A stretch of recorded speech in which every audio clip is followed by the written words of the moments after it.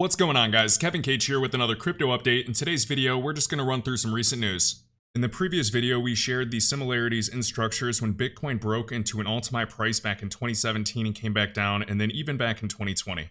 So I'd like to see the Bitcoin price chart maintain above the 21-week EMA, potentially above this trend line. If it's above 60K and we're just chopping a little longer, even better. So in the previous video, we explained these structures and how the altcoin market performed as Bitcoin is reaching an all-time high, and then later after we got that first major move.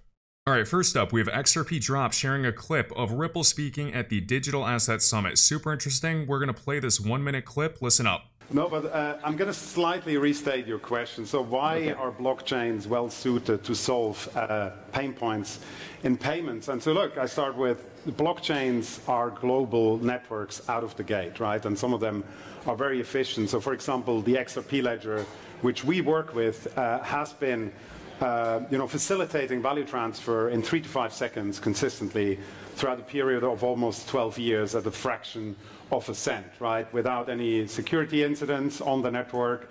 And so basically the way how Ripple's solution works is it's integrating with XRP, the digital asset, and basically an application layer that then facilitates cross-border payments fiat to fiat instantly in real time with real-time tracking bridged by this digital asset. That the underlying network is just like highly efficient to facilitate that. And so the other massive pain point that's being relieved on that is that there's no need for pre-funding and it's available 24/7. And look, I mean, the traction speaks for itself. We have hundreds of customers in like 55 countries using this on a daily basis, again, billions of dollars every year. And it's more often than not actually hard to meet the whole demand we're seeing. And so, look, we're excited to continue to innovate. How can we insert more blockchain technology and take this from the billions into the trillions eventually? So that was from Marcus. He's the SVP over at RippleX. You could see him saying something interesting about it being hard to meet the demand at times, and then at the end also saying taking it from the billions to the trillions eventually. You never know what's going through their mind when they're giving these estimates. Obviously, a person of the company has to have faith in the technology and have good projections, but also you have to consider the community of XRP. So when the XRP community hears this, this is going to be shared. Some people will be mad at this. Some people will be super hyped up. Just things to consider. Next up, we've shared by Anders, an absolute must follow, sharing some information about Mojo Loop. So we've discussed Mojo Loop even years ago, and Mojo Loop is actually Swahili, I believe, for one loop. So we know their connections with the Interledger protocol. With projects like Nexus gaining traction, we believe there is already a degree of consensus that this general approach is the way forward. The BIS, or Central Bank of all central banks, Nexus project is about connecting instant domestic payment systems. So Mojo Loop uses the Interledger protocol for interoperability, and Ripple is a Mojo Loop member. There are 8 ongoing projects, and among those 2 are focusing on interoperability, Project mBridge and Project Nexus. I know many community members have dove into this stuff for a while, so super interesting and looking forward to learn more. So Project mBridge has built their own shared ledger, while Nexus is focusing on connecting domestic real-time payment systems. Anders has stated before, if there's one place that Ripple the company could be involved in his opinion when it comes to interoperability, it would be Project Nexus and Project Icebreaker. And just like he shared in the past, Ripple the company is on the BIS Cross-Border Payments Interoperability and Extension Task Force for a reason. And big shout out to Cooper Dog Dad. Look what he shared right here. So we can see Mojo Loop's YouTube channel. And this is about 1 month ago, the Myphos, I'm not sure how to pronounce that, Payment Hub updates. So we have Payment Hub as gateway component. We can see Mojo Loop right there. We can see the source below this video, developments in India connected to a private XRP-based system, similar design for stablecoins and CBDCs. So I know that anytime there is a mention of a private XRPL or even just a private XRP-based system, people freak out and think that if the value of the XRP on the private chain is higher value, that value will never go to the public chain. David Schwartz verbatim has explained the arbitrage in that scenario, and there would be equilibrium when they're actually connected. So even back in 2019, some seem to think there is the ledger and a hidden ledger, one retail, one institutional, that will eventually be merged together. This, to my understanding, seems ridiculous as the protocol rules state one state is valid and it's mutable. David goes on to say it's hard to imagine what such a merger would look like. It would have to follow the rules of the public ledger. It's kind of funny, I was actually thinking just today about how cool it would be if you could run the XRPL software in a private ledger mode and later bridge. to the public ledger. For example, you could have an asset issued on both ledgers that's bridged by the validators of the private ledger who multi-sign transactions for the public ledger. It's actually a cool use case to cut transaction fees and scale. You can't really merge the ledgers, but you can allow people on one side to move an asset to the other side. It's much like the way Bitstamp has a private ledger with US dollar on it, their exchange, but also gateways the US dollar on the XRP ledger. Next up, we have on Salt's YouTube channel with Anthony Scaramucci of Skybridge Capital and the CEO of Casper Labs. Super interesting conversation, about 36 minutes long. I saw this shared by Rect2Vojak, so we have Casper Labs' Henry right here speaking at the NVIDIA GTC event today to the 21st. So Henry is the Vice President of Product Management for AI over at Casper Labs. And here's a super quick clip of Alan. We've played some videos of him before. He's the President of Actis Research. Financial world handles millions and billions of transactions every single day. And if DeFi is to have a significant future in finance, it has to be able to efficiently scale to that level.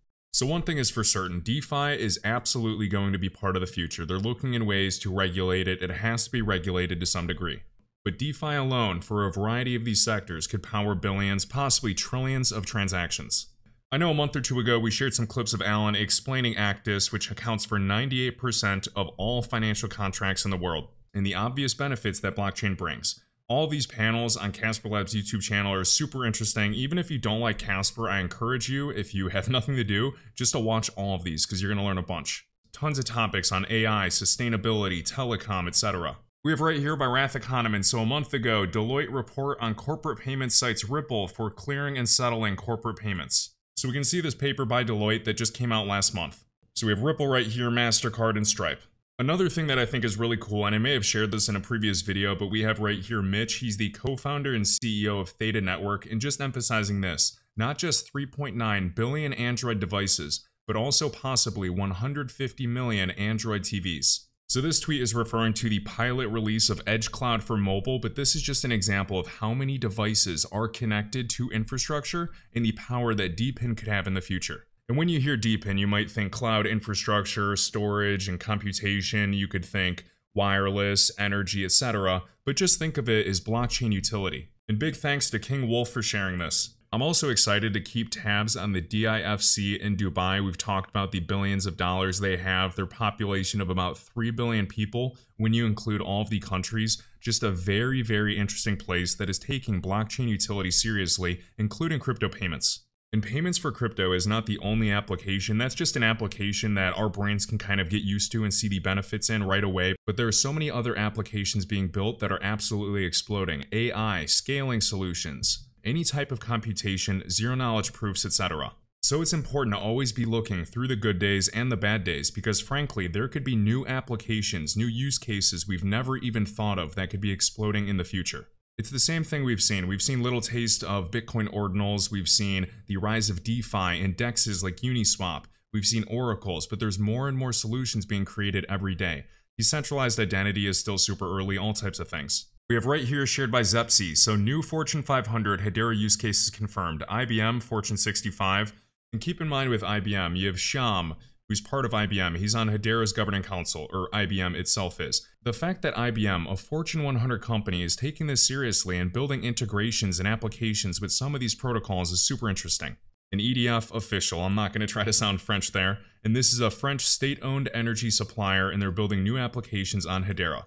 So this whole narrative of ESG and sustainability, you know, if you think it's BS, I get it, but there's still this huge push for corporates to take this seriously. So carbon emissions, energy grids, all of this is super important, and these could drive a lot of transactions. So I know some people when they see these applications, they're like, ah, that's stupid, but if it drives a lot of transactions, I don't care. So IBM is creating DICE, a digital identity solution for governments and enterprises, and EDF is building renewable energy verification solutions for EV charging and green hydrogen trading. So these energy markets are being tokenized, represented on-chain for trading, and that's just one example of an industry sector. And Hedera has several telecom use cases that are in the works. We can see the full council meeting, he linked right there, and Zepsi is a must-follow if you're interested in following the developments of Hedera. So we'll finish up with this, discussing the potential for the spot Ethereum ETF, and iTrustCapital linked in the top of the YouTube video description. So I've had a Roth IRA with iTrustCapital since 2020 for tax-free gains for anybody curious. Good Reviews survived another bear market and they use a qualified custodian, so if they ever were to go out of business in a terrible crypto bear market, they by law have to give you your funds. These assets are not lent out, and assets are held in enterprise-grade cold storage per the FAQ.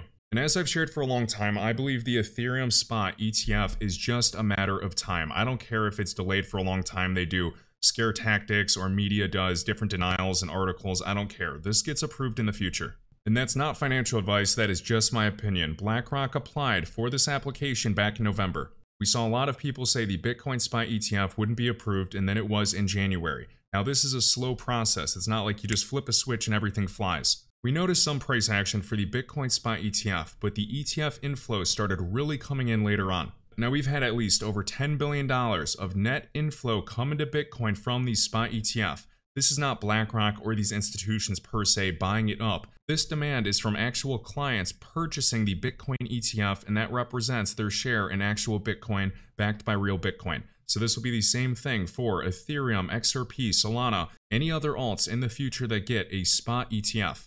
Now what we've seen in the past, looking at past cycles, is Bitcoin goes on a hell of a run, and then that money, sometimes ETH will pump with it, but a lot of that money will go to ETH later, then ETH rockets. So I'm speculating, like many others, the billions of dollars that went into Bitcoin already could be moving to Ethereum, especially during an approval. Whether that's before an actual Ethereum spot ETF approval with insider trading or after, or just general market speculation and excitement.